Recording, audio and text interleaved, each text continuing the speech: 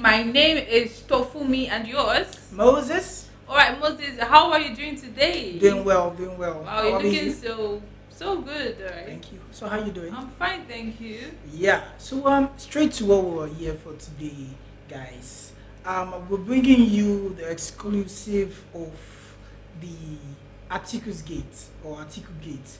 You know, there has been a back and forth from the APC and PDP, yes. after the whistleblower Mike, yes. He came out and spoke exclusively about the past of His Excellency Atiku Abubakar. Yeah. So what he did, what he has done, you know, when he was the vice president then.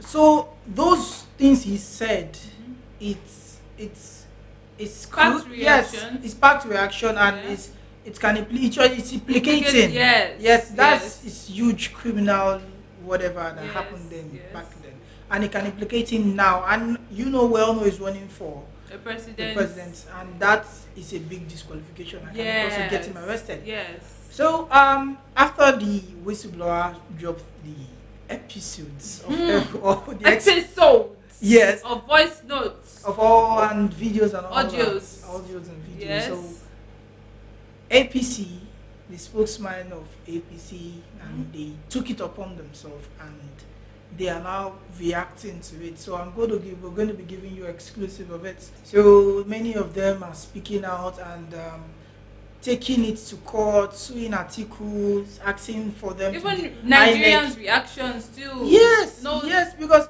that's everything, you know, and we all know about doing when he was the vice president. And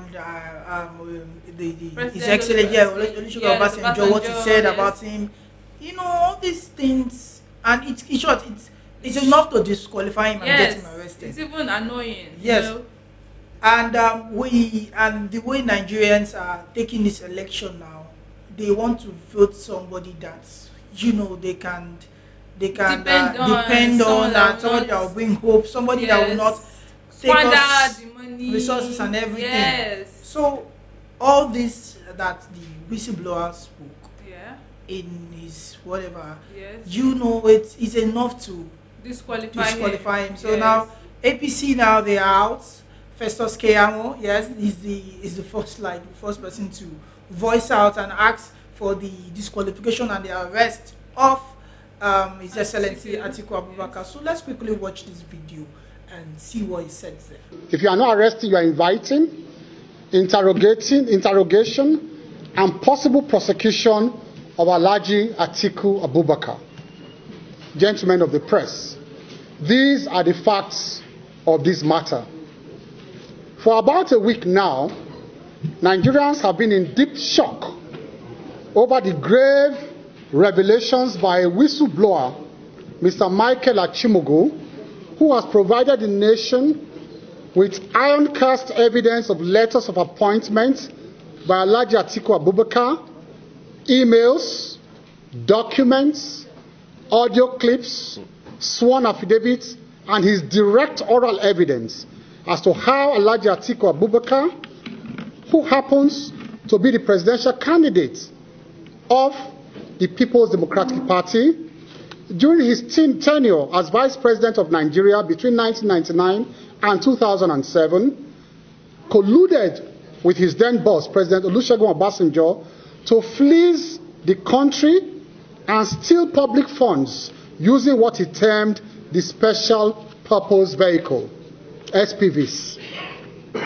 Those SPVs were companies Atiku admittedly registered upon assumption of office as Vice President with the approval of President Olusegun Obasanjo, using trusted allies as shareholders and directors. The purpose was to divert government contracts to these companies as consultants, and then paid monies into these companies and use those monies to fund the PDP and their private businesses and family activities. We can all vividly recall that during that tenure, both President Olusegun Obasanjo and Atiku Abubakar built the Bell University and American University respectively. Now, we know where those funds came from. They came from the SPVs. We hereby make available certified copies of the sworn affidavits of the affidavit sworn to and released to the public by the whistleblower. We have made it available to you. And so you have a certified copy of those affidavits with you, giving graphic details of all that transpired, including attached documents. Gentlemen, let us also play to you the voice recording that he did of Alhaji Atiku Abubakar. Following those emails, Atiku then called him, and the phone number is there by which he called him, the time of the call, everything is provided for there. Let us play to you the voice recording of Alhaji Atiku Abubakar. Note that he provided the time of the call, the phone number and he used, and the emails immediately preceding the call. Gentlemen, it's just a 2-minute audio. Listen to it. Conversation between me and him. Mike. Yes, sir. How can you ask me what is this theory?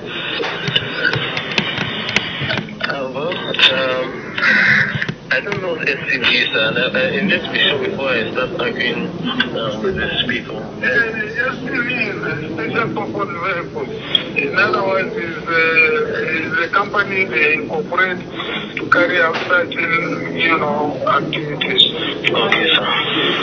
You see what happened was when we came into, the office, and I advised the president against, open corruption. Yes, sir. I told him, I said, give me 3 people you trust. Yes, sir. And I will prepare 3 companies for which they will be the subscribers, or rather the directors. Okay, sir. So that, if there is any contract that we give, they will act like consultants, and then they are giving a fee. Yes, and that fee is what we now use, to fund the party, instead of, engaging open. So he gave me the names of Fashawe, Andy Uba, and the late, this guy, from Bornote, who died in that plane crash. He's trying to retrieve them. Okay, sir. So I now incorporated companies and I put them as subscribers. Yes. And one of the companies was Marine Floats. Yes, sir. So when this governor sent a donation to the party, now he sent it to Marine Floats. So it was paid into Marine Float. Yes, sir. And one of the subscribers of Marine Float was Papa Shay. That account was very well investigated by EFCC to see whether, there was any issue. They found out that there was nothing. Yes, sir. So that was where the 100 million went to. It did not go to Atiku Abubakar. It went to Marine Float. The Marine Float was an SPV, special purpose vehicle, created, as a consulting company. So okay, sir. that was the way I handled it. Okay, Yes. So that was what I was really trying to explain to you. No money was given to Atiku Abubakar. Well, gentlemen, that is the summary of it. It went on and on, but that is the meat of it. And I'm sure you got the meat of the gist. So, yeah, guys, we've seen that video, yeah. So, another person from the APC as well, he also came out, that is FFK, Femi Fani Kayode. Yeah. He came out in a conference, yes, in a conference meeting, and he spoke, extensively on this matter. And he was like, Nigerians we should know the kind of persons who want to vote in as our leader. So guys, I want to leave you to this video as well to see what Fani Kayode has to say. Thank you. That some people can do these things with such impunity and nothing happens to them, whilst others would have done nothing at all and everything bad happens to them. This is not the kind of society we want or that we worked for. And I want to say clearly and categorically, and this is, whichever side of the political divide you are on, from that audio tape alone, it is clear that Atiku Abubakar is a criminal. A criminal that should not only be arrested, he should also be jailed. He has brought disgrace and infamy on everything that the Obasanjo government achieved. He has crumbled it. He has made it clear that so many horrendous things were going on behind the scenes. And this is unacceptable to me and to all the other people, both in PDP today and in APC today, that were in any way linked to that administration. So for me, there's a great outrage about this sort of thing. Secondly, I want to make this point, if I may, and I want us to take this very seriously. The safety of the whistleblower is at stake. This is a very serious issue. And I join Festus Keyamo and others, Dele and everybody else on this side of the divide to say, look, nothing must happen to this man. All right, guys, so we've seen what FFK has said, the FFK of the APC. Now, there's also other reactions from the PDP, right? So what are they like? Who spoke on the PDP? Yeah, so the spokesman of PDP, that is Dino Melaye, has come out to say that all these allegations that have been made against their party, as Atiku Abubakar, yes, that all those allegations are false, and that the presidential candidate, that's Tinubu, yes, yes, of APC, has hired a person to say blackmail. Yes, blackmail Atiku, all right, making him to be disqualified from the race of the but actually, the guy brought out pictures of, you know, not even pictures, not pictures, audios. So how would they be able to fabricate things like that?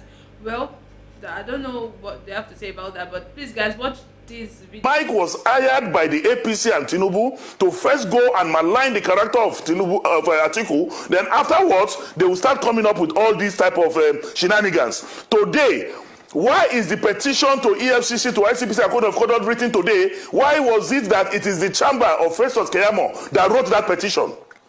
So I am telling you that this is the last time Dino Melaye, as spokesperson of Atiku, or the People's Democratic Party, will react to frivolity.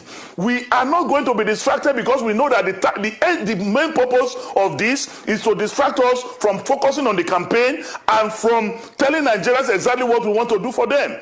Bola Ahmed Tinubu, you cannot give what you don't have. The house that Bola Ahmed is living in Asokoro today used to be the property of Lagos State government. His house on Bodilon used to be the property of Lagos State government. TVC television in Lagos is where their house, the headquarters where they are now, used to be the property of Lagos government. So, and we all know that this man has been indicted as a drug baron, convicted as a drug baron. Do you want Nigeria to produce Pablo as president and then produce Osama bin Laden as vice president? Do you want to destroy this country beyond the level, the magnitude that they have destroyed it today? So guys, I hope you're able to get what Dino Melaye has to say about that. Now another spokesperson called Daniel Baula has also come out to say that all the allegations are not true. Alright, so guys, I want you to watch this video and see what he has to say about this. Regarding the allegation, yesterday I replied in extensio. They presented in their conference the blackmailer as a whistleblower. Now, there is a difference between a blackmailer and a whistleblower. If you're familiar with the nitty-gritties of law enforcement, anytime intelligence or report comes to them in the name of a whistleblowing, these are the facts they observe to differentiate whether he is a true whistleblower or whether he is a blackmailer. Number one, the complaint that is made. When did that happen? And this one, they complain about what happened when Atiku Abubakar was vice presidential candidate. So the blackmailer was not there. Everything he said was what he heard, which is hearsay. Number two, that the law enforcement will want to find out what the person complained about. Is he accessory to it? In the video or audio that the blackmailer reported, you could hear him saying, yes, I will handle them. Yes, I will handle them. In other words, he participated in the information that he claimed he was sharing, for which now he is revealing. Number three, the law enforcement will say, what do you call him? The whistleblower, what is the motive or objective of the disclosure? Whistleblowers disclose that in the interest of public peace, safety, and national security, or organizational preservation of the integrity of the organization. But the blackmailers presents that in and attach certain attachments to it. In this case, this blackmailer, if you have watched the video, you will see him saying that in this election, I'm telling you this, why you will not vote for him. I'm telling you this, why Nigeria will not vote for him. In other words, he has politicized it. The last one that law enforcement will ask is that, is this whistleblower coming free of his free volition, or was he influenced, induced, or terrorized? In this case, you could see, even from the video, one of the video, he was sounding like somebody speaking at gunpoint. But we have credible evidence that is being financed and supported by All Progressives Congress. And you can look at his attachment to it. So we've seen the video. We've seen how a PDP, they are trying to defend their principle. But they need to do more than that. Yes, they need to do more than that, because these allegations come with big proof, like raw evidence, videos, and the guy, it's not as if the guy is so, you know, they said it was a blackmail. Dino Melai said it was hired to blackmail them. But these guys brought pictures of way back 2010. That is together. Together. So you can't tell that's an editing work or something like that. So the PDP needs to do something about it. Do more, try to defend the principle, so at least you can stand a chance to become, elected, or So what if that allegation is actually true? It's also kind of a good thing that all these things and like an eye opener to the Nigerians, to our citizens, to know, so that we will know whom we're voting for, the kind of person we're voting for. Even the PDP as well, the PDP as well, they're also like throwing allegations on APC and Tinubu as well, saying it's a drug lord and all this stuff. They're just fighting themselves back and forth. So, and it's funny how both parties are just two big parties, just fighting themselves for this election stuff. Well, then the saying that says when two elephants fight, the grasses that suffer. Yeah, I'm not sure. This time the grasses are not suffering. They're not suffering. The eyes are open. Like because this, at the end of the day, you start seeing this one decamping, and this decamping, this decamping. So what's the part? Let's just leave this to Nigerians to decide for themselves. Yeah. All right. So I hope this is an eye opener for all Nigerians to vote rightly. All right. So that's the end for this show. Okay. So guys, before we go, please don't forget to subscribe, like this video, and also turn on your notification bell to get more updates from us. All right. See you guys in the next video. Bye.